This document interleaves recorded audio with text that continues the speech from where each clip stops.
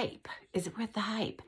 I have both the waterproof version and the regular version of the Maybelline new Lash Sensational Sky High Mascara.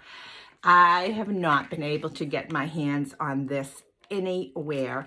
And finally, I ordered it on Walgreens and I got it in. And I've got the black. So with this picture, you're going to see me with one eye.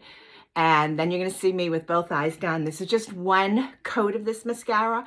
And I do need to say, I'm not no glamour puss. I'm not no supermodel, obviously.